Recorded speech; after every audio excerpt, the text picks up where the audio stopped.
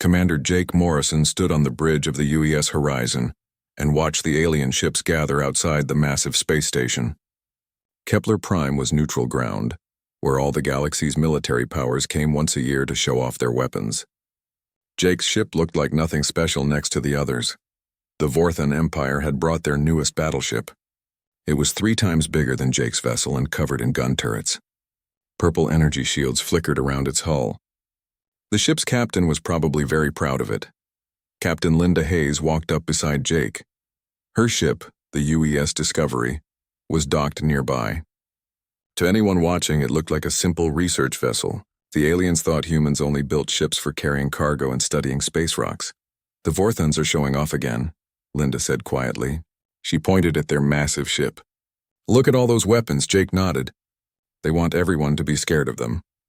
He touched a button on his chair. "But we're not here to be scared." On the main screen, alien ambassadors were giving speeches about their military strength. The fish-like Aquari displayed their plasma torpedo ships. The insect-like Mantids showed off their swarm fighters. Every species wanted the galaxy to know how dangerous they were. Admiral Henry Blake was down on the station, sitting with the other ambassadors.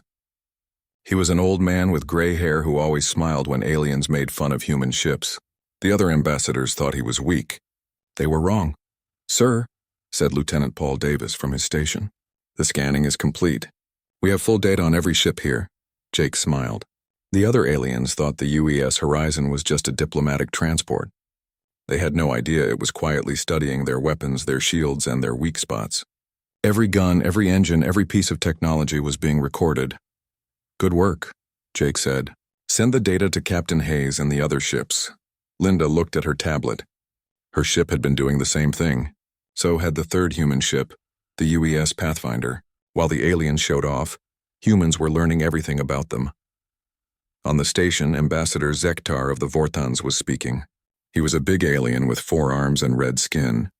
His voice was loud and angry. "Look at the humans," Zektar said, pointing at images of Jake's ships. "They bring cargo ships to a military meeting. They have no real weapons. Why do we let them stay in the Federation?" Other alien ambassadors laughed. Some nodded in agreement. The humans looked weak compared to their massive warships and energy cannons. Admiral Blake stood up slowly. He was much smaller than most of the aliens, but his voice was calm and clear. "We appreciate your concern," Blake said. "Humans believe in peace. We don't need big guns to solve problems." "Peace?" Zektar laughed. "Peace is for the weak. In the real galaxy, only the strong survive. Your species will learn this when someone decides to take your worlds." Blake smiled again. It was not a worried smile. "Perhaps. But humans have always found interesting ways to solve problems. We prefer to avoid conflict when possible." "What happens when conflict finds you?"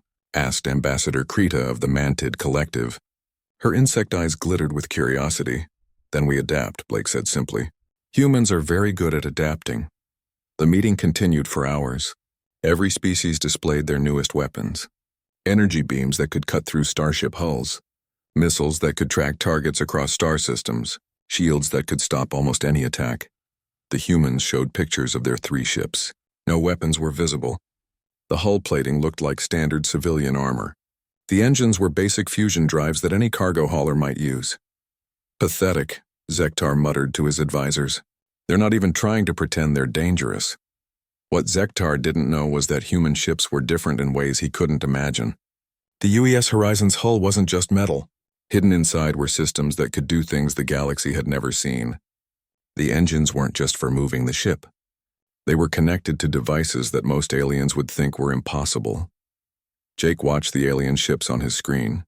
Each one was powerful in its own way, but they all worked the same basic way.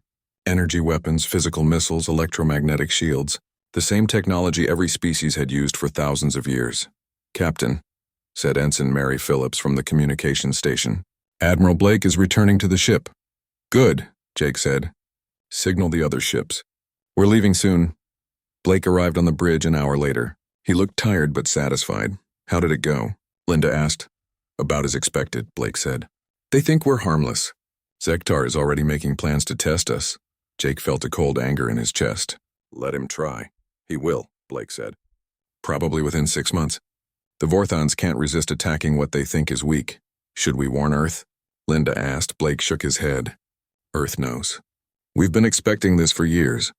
Let the Vorthons make their move. It's time the galaxy learned something new.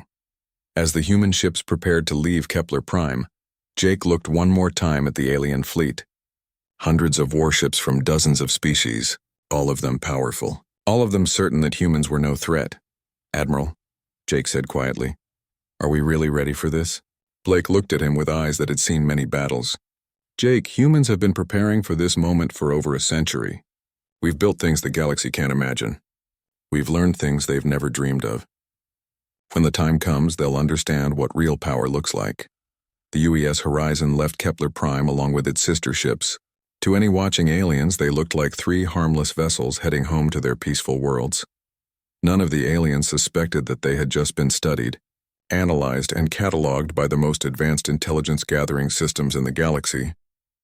None of them knew that humans had technology that made their proudest weapons look like stone knives. The Vorthons would attack soon. They would expect easy victory against defenseless humans. Instead, they would learn that appearances could be very deceiving. In the depths of space, hidden shipyards continued their secret work. Ships unlike anything the galaxy had ever seen waited in the darkness. Weapons that worked in ways aliens couldn't understand were ready to speak. The galaxy thought Earth was defenseless. Soon, they would learn the truth. 6 months after the meeting at Kepler Prime, 30 Vorthon warships appeared at the edge of the Tau Ceti system. Their target was New Geneva, a human mining colony on the 3rd planet. The Vorthons expected easy victory. Colonel Beth Parker watched the enemy ships on her screen from the colony's command center. She was a small woman with short brown hair, but her voice was steady when she spoke to her staff. They're demanding we surrender the colony, she said. Ambassador Zektar himself is leading them. What are our orders? Asked Major Tony Clark, her second in command. Beth looked at the message from Earth that had arrived just minutes ago. It was very short. Proceed with Protocol 7. Tony's eyes widened slightly. Protocol 7 was something they had trained for but never used. Are you sure? Earth is sure, Beth said. She pressed a button on her desk. All stations, this is Colonel Parker. Begin civilian evacuation immediately. I repeat, begin evacuation. Across the colony, alarms started ringing. People began moving toward the spaceport where transport ships were waiting. But these weren't ordinary civilian transports. Captain Ryan Torres sat in the pilot seat of what looked like a standard asteroid mining ship called the New Hope. His crew was busy at their stations, preparing systems that had nothing to do with mining. Captain, said his engineer, Sergeant Lisa Grant, all systems are green. We're ready for the surprise. Ryan nodded. His ship looked exactly like a civilian mining vessel from the outside. The Vorthons would see old engines, basic hull plating, and mining equipment. They wouldn't see the truth. In space above the colony, the Vorthon fleet moved into attack position. Admiral Vexcor commanded from his flagship, a massive ship called the Red Thunder. He was confident this would be an easy victory. Humans, Vexcor broadcast to the colony. You have 1 hour to surrender completely. If you resist, we will take your colony by force. Beth Parker's voice came back calm and clear. We need time to evacuate our civilians. Please allow our transport ships to leave safely. Vexcor laughed. Of course. We are not monsters. Your cargo ships may leave, but this colony belongs to the Vorthon Empire now. What Vexcor didn't know was that the evacuation ships weren't really evacuating. They were taking positions around the system. Each ship looked like a harmless civilian vessel, but hidden inside were weapons and systems beyond Vorthon understanding. Ryan Torres guided his ship away from the colony along with 7 other mining vessels. To the Vorthons, they looked like scared civilians running away. The alien sensors showed standard cargo ships with no weapons. All evacuation ships have cleared the immediate area, Beth reported to the Vorthons. We're ready to discuss terms. General Lisa Crawford sat in a hidden command center deep inside Earth's moon. She was coordinating the operation from 25 light-years away. Her screen showed every ship in the Tau Ceti system. Colonel Parker, she transmitted on a secure channel. You have permission to begin the demonstration. Beth smiled for the first time that day. Understood, General. Beginning demonstration now. She opened a channel to the mining ships that had left the colony. Mining fleet, this is New Geneva Control. You are cleared for Operation Silent Thunder. Ryan Torres felt his heart beating faster. This was the moment they had all trained for. All ships drop the disguise. Let them see what we really are. Around the Tau Ceti system, 8 civilian ships suddenly changed. Holographic projectors shut down, revealing their true forms. These weren't mining vessels at all. They were sleek, angular ships unlike anything in the galaxy. No visible weapons, but covered in strange geometric patterns that seemed to bend light around them. On the Red Thunder, VexCorp stared at his screens in confusion. What are those ships? They don't match any known human design. His science officer, a young Vorthan named Kreltos, ran scans on the mysterious vessels. Sir, I'm getting readings I don't understand.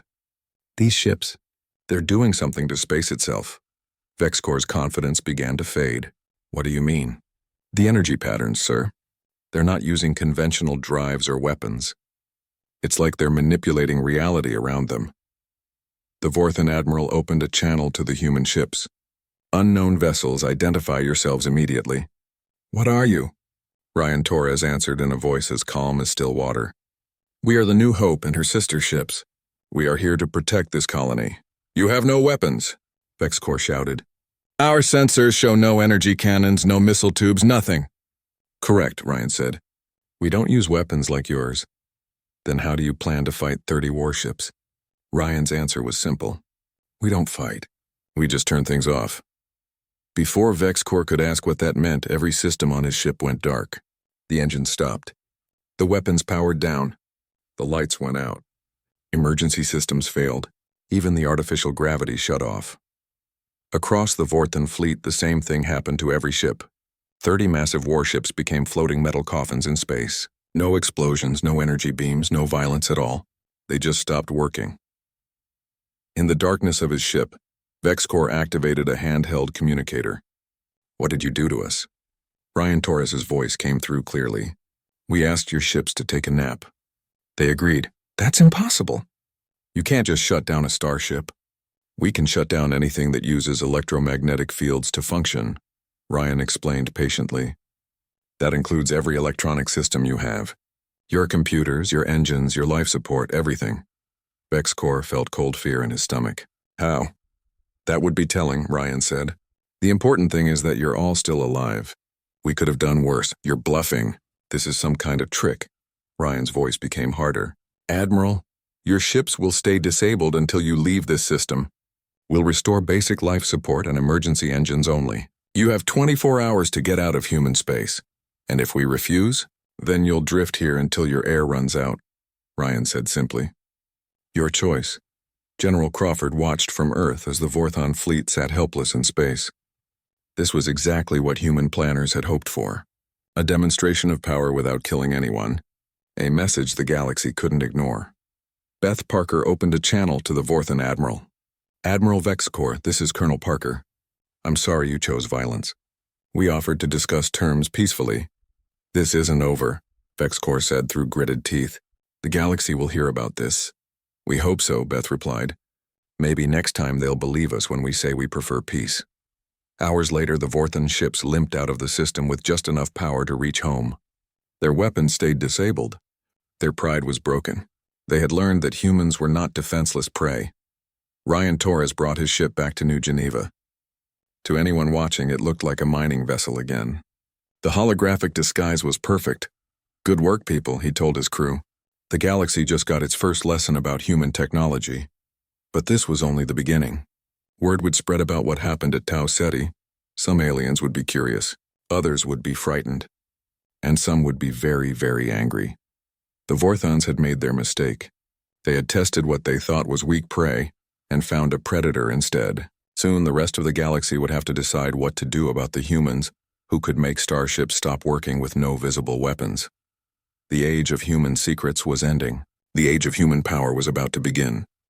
News of the Vorthan defeat spread across the galaxy faster than light. Within days, every major power knew about the mysterious human ships that could disable entire fleets without firing a shot. The Galactic Federation called an emergency meeting. Dr. Peter Collins sat in the human delegation area of the Federation Council chambers. He was a tall man with glasses who looked like a simple scientist. The aliens thought he studied rocks and plants. They were wrong about many things. Ambassador Claire Stone stood at the speaker's podium, facing representatives from 47 different species. Her voice was calm as she addressed the worried aliens. "The Federation has asked for an explanation of recent events at Tau Ceti," she said. "Earth is happy to provide one." In the audience, Ambassador Zektar of the Vorthons leaned forward angrily. His red skin was darker than usual, showing his embarrassment. "Your ships attacked our fleet without warning." "No," Claire replied simply. "Your ships invaded human space and threatened our colony. Our ships defended it by using unknown weapons," shouted Admiral Krita of the Mantid Collective. "Weapons that don't appear on any sensors." Dr. Collins stood up slowly. When he spoke, his voice was quiet and scholarly. "If I may address the technical questions." The Federation president, a wise old alien called Prime Counselor Velnari, nodded. "Please proceed, Dr. Collins." Peter adjusted his glasses and looked around the chamber. "Earth has developed certain defensive technologies based on quantum field manipulation. The principles are quite fascinating from a scientific standpoint." "Explain these principles," demanded the Aquari representative, Ambassador Bluefin. His fish-like eyes glowed with suspicion. "Certainly," Peter said. "All electronic systems depend on electromagnetic fields to function. By creating precise quantum interference patterns, we can temporarily disrupt these fields without causing permanent damage." The chamber erupted in confused murmurs. Most aliens had never heard of such technology. "That's impossible," stated Professor Zendai of the Academic Coalition. "Quantum field manipulation on that scale would require energy sources beyond current understanding." Peter smiled politely. "Perhaps beyond current galactic understanding. Humans have been researching these fields for over 2 centuries. We've made some modest progress." "Modest?" Zektar roared. "You disabled 30 warships simultaneously." "Yes," Peter agreed. "It was a very small demonstration. We wanted to avoid hurting anyone." Ambassador Stone stepped forward again. "Earth has always preferred peaceful solutions to conflicts. When the Vorthons threatened our civilians, we chose the least harmful response possible. You could have destroyed our entire fleet," Zektar said quietly. The anger was leaving his voice, replaced by something that might have been fear. Claire looked directly at him. "Yes, we could have. We chose not to." In the hidden depths of Earth's solar system, Fleet Admiral Marcus Webb watched the council meeting on his command screen. He stood on the bridge of a ship that didn't officially exist. The UES Silent Storm was humanity's first true dreadnought, and it was unlike anything the galaxy could imagine. "Admiral," said his science officer, Commander Janet Hayes. "The council is asking about our full capabilities." Marcus nodded. "Let them ask. Dr. Collins will tell them exactly what he's authorized to tell them. No more, no less." The Silent Storm was hidden in the shadow of Jupiter's largest moon. Around it, 66 other dreadnoughts waited in perfect silence. Each ship was a masterpiece of human engineering, built in secret shipyards that the galaxy didn't know existed. Back at the council, Prime Counselor Velnari asked the question everyone was thinking. "Dr. Collins, how many ships does Earth possess with these capabilities?" Peter considered his answer carefully. "Enough to defend our worlds and colonies. The exact number is not something we discuss publicly, but surely the Federation has the right to know about new military technologies," pressed Admiral Krita. "Does the Federation know about all Mantid military secrets?" Claire asked. "Or Aquari research projects? Or Vorthan weapon developments?" The chamber fell silent. Every species kept military secrets, but none of them had secrets like this. "The difference," said Counselor Mordek of the Crystal Hegemony, "is that other species use known technology. Your ships operate on principles we don't understand." Dr. Collins nodded. "That's true. Human science has taken some unique paths. We're willing to share certain discoveries with peaceful neighbors." "And hostile ones?" asked Zektar. Claire's voice became cold. "Hostile forces will learn only what they need to know to avoid future conflicts." The meeting continued for hours. Representatives demanded details, threatened investigations, and made accusations. Through it all, the human delegation remained calm and polite. Finally, Prime Counselor Velnari called for order. "The Council must vote on how to respond to these revelations. Do we accept Earth's explanation and continue normal relations, or do we demand full disclosure of human military capabilities?" The vote was close. 24 species voted to accept Earth's explanation. 23 voted for full disclosure. Prime Counselor Velnari cast the deciding vote in favor of Earth. The matter is closed, Velnari announced. Earth remains a full member of the Federation with the same rights and responsibilities as any other world. But the matter wasn't really closed. As the delegates left the chamber, secret meetings began. Some species wanted to ally with Earth immediately. Others feared human power and began planning responses. Ambassador Zektar met with 4 other militant species in a private room. "We cannot allow this to stand," he said. "Humans have upset the balance of power in the galaxy." "What do you propose?" asked General Thexmar of the Brutok Empire. "We form an alliance, pool our military resources, demand that Earth submit to galactic authority." "And if they refuse?" asked Admiral Krita. Zektar's eyes glowed red. "Then we show them that even mysterious weapons can't stand." Against overwhelming numbers, Dr. Collins walked back to the human embassy with Ambassador Stone.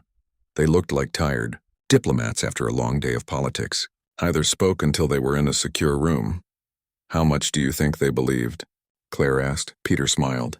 "Enough. They think we have a few ships with fancy new weapons. They have no idea about the real fleet, the Dreadnoughts, or the defense platforms, or the hidden shipyards, or the weapons systems we haven't even tested yet." Peter removed his glasses and cleaned them. "Let them underestimate us a little longer."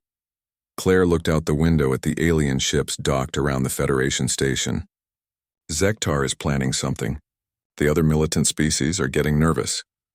Admiral Webb is ready for them," Peter said. "When they make their move, the galaxy will see what human dreadnoughts really look like." 3 months later, secret messages began flowing between the Vorthon Empire, the Mantid Collective, the Brutok Empire, and other aggressive species. They called themselves the Sovereignty Alliance and made one simple demand: Earth must surrender its new technology to galactic authority or face the consequences. The message reached Earth on a Tuesday morning. President Susan Baker read it in her office with Admiral Webb standing beside her. "They want complete technological disclosure," she said. "Access to our ships, our weapons, everything. And if we refuse?" Webb asked, though he already knew the answer. "Military action. The largest fleet in galactic history is already assembling." Admiral Webb smiled grimly. "Then it's time for the Dreadnoughts to speak." The galaxy had seen a small demonstration at Tau Ceti. Soon they would witness the full power of human military engineering. The Silent Thunder had been just the beginning. War was coming, and humanity was ready. The Sovereignty Alliance grew stronger every day. What started as 5 angry species became 12, then 20. They shared technology, combined fleets, and prepared for the largest military operation in galactic history. Their target was simple: force Earth to surrender its secrets. Vice Admiral Karen Mitchell stood on the bridge of the UES Silent Storm and watched reports flowing in from across the galaxy. Her ship was hidden in the dark space between stars, along with 66 other dreadnoughts that the galaxy didn't know existed. "Admiral," said her intelligence officer, Commander Bob Franklin, "Captain Cross has sent another report from inside the Alliance." Karen read the message on her private screen. Captain Nathan Cross was deep undercover, pretending to be a military advisor to the Brutok Empire. His reports painted a clear picture of what Earth was facing. 347 ships, she said quietly. "Every militant species in the galaxy has joined them. Are we concerned?" asked her weapons officer, Lieutenant Colonel Ann Davis. Karen looked at the data about Alliance technology. Energy cannons that could punch through starship armor, missiles that could track targets across star systems, shield generators that could stop most known weapons. It was impressive by galactic standards. "Not even slightly," she said. The Alliance didn't understand what they were really challenging. They thought humans had developed better versions of existing technology. They couldn't imagine weapons that worked on completely different principles. Captain Cross sent detailed intelligence about Alliance plans. They intended to surround Earth's solar system and demand immediate surrender. If humans refused, they would attack civilian targets until Earth agreed to share its technology. President Susan Baker sat in the secure briefing room beneath the White House. Around the table were the most important people in human government and military. Admiral Webb stood at the head of the table with a holographic display showing the galaxy. "The Alliance fleet is assembling at Kepler Prime," he reported. "They'll move to our system within the week." "How many ships are we facing?" asked Secretary of Defense Carol Wright. 347 warships from 23 different species, Webb replied. The largest military force ever assembled. And our response? President Baker asked. Admiral Webb touched a control on the table.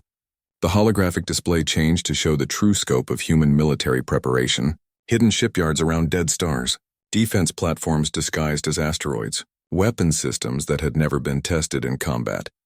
We've been preparing for this moment for over a century, Webb said. Every human colony has hidden defenses. Every major trade route has monitoring stations. And we have the Dreadnought fleet. President Baker studied the display. She had known about some of the preparations, but seeing it all together was impressive even to her. 67 Dreadnoughts, she said, against 347 enemy ships. Ma'am, said Admiral Webb, one of our Dreadnoughts could disable their entire fleet. 67 is just to make sure we don't miss anyone. Dr. Collins entered the briefing room with new intelligence reports. The Alliance has been studying our encounter with the Vorthons. They think they understand our capabilities, do they? Asked President Baker. They think we have electromagnetic pulse weapons that can shut down electronics temporarily. They've developed hardened systems and backup power sources to counter that. Admiral Webb smiled. They still don't understand quantum field manipulation.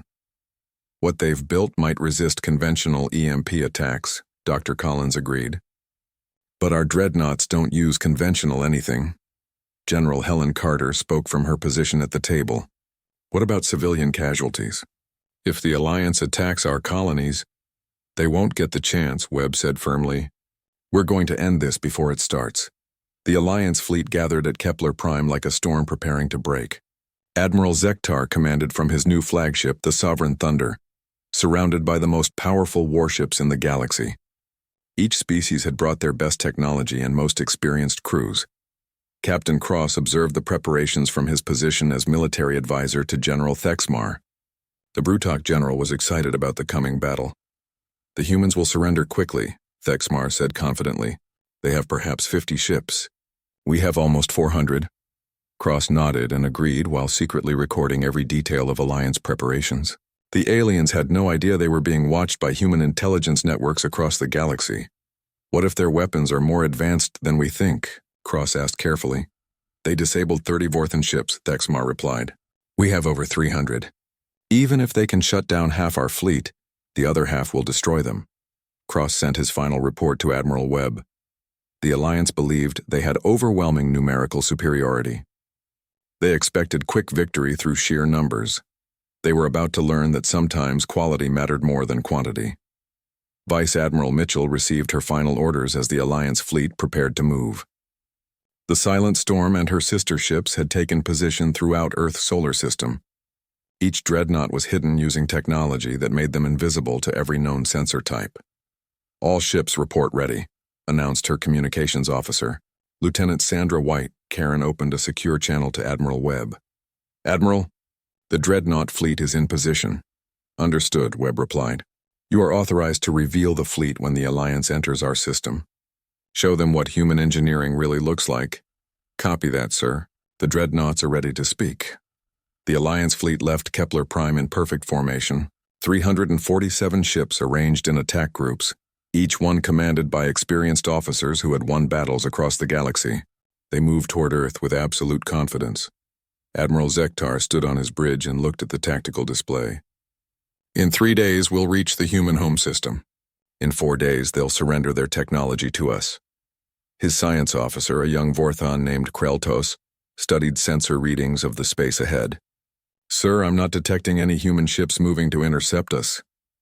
Of course not, Zektar laughed. They know they can't fight us in open space.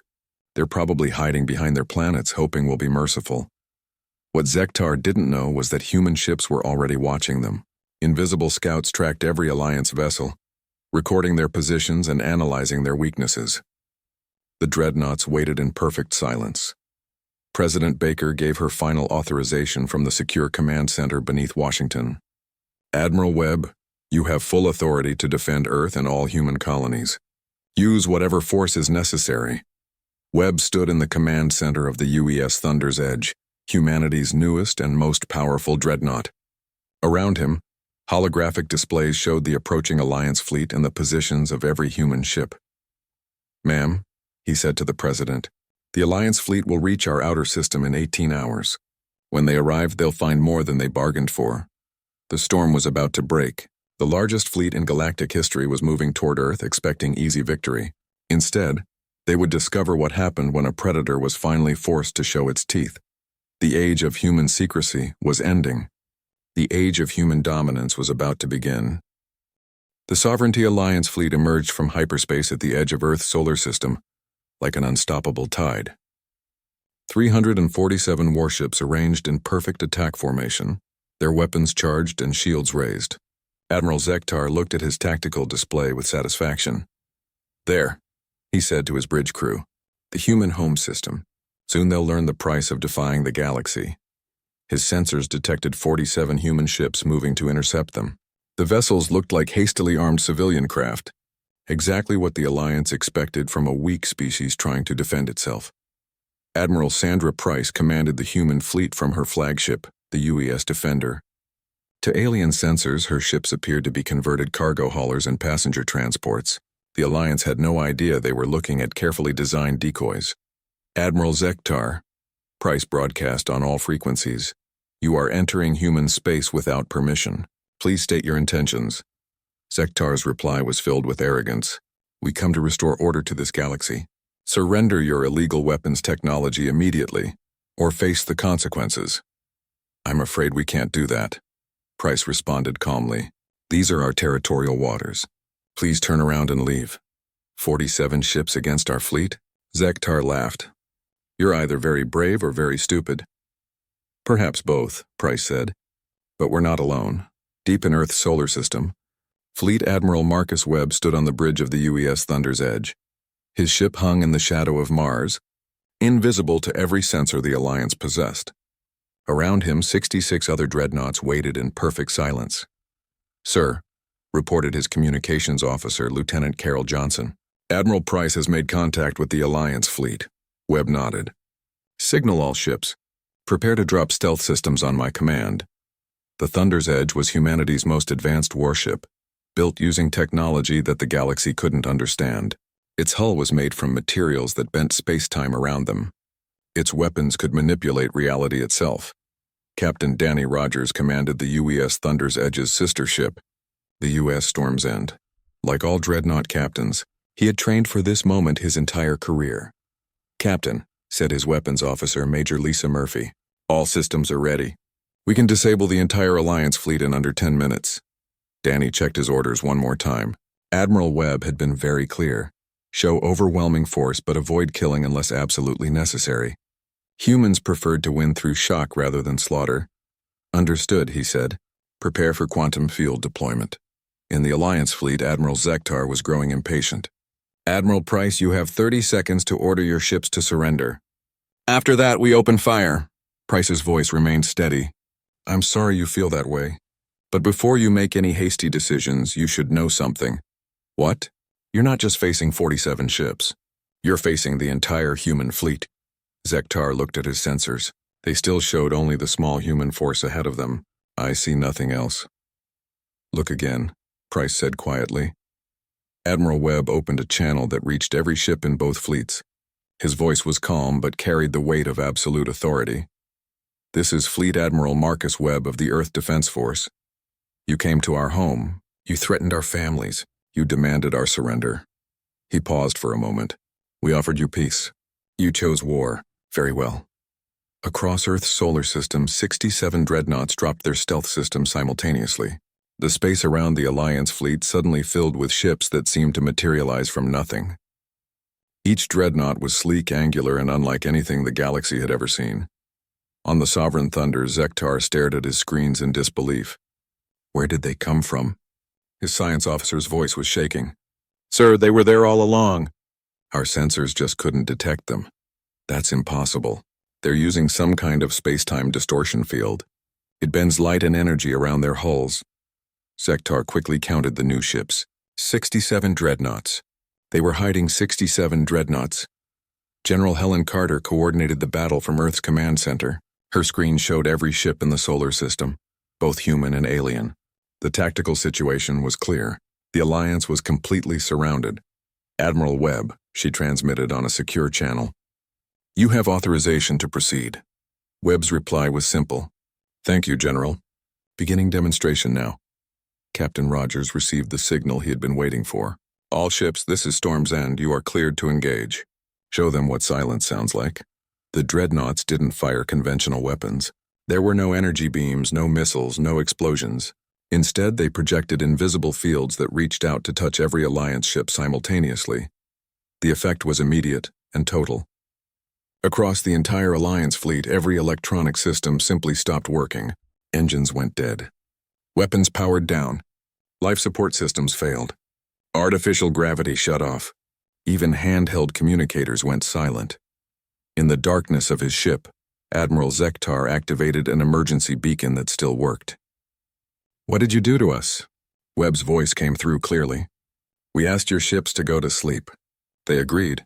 How is this possible? Quantum field manipulation, Webb explained patiently. We can convince subatomic particles to behave differently. Your electronics think they're not supposed to work anymore. Captain Cross, still undercover on the Brutok ship, watched his alien colleagues panic in the darkness. General Thexmar was shouting orders that no one could hear because the communication systems were dead. This was supposed to be easy, Thexmar said when Cross found him in the corridor. We had overwhelming numbers. Numbers don't matter if your weapons don't work, Cross replied. The Alliance had brought their most advanced technology to this battle. Shield generators that could stop planet-killing weapons. Energy cannons that could cut through starship armor like paper. Missiles with artificial intelligence that could think for themselves. None of it mattered. The human dreadnoughts had simply turned it all off.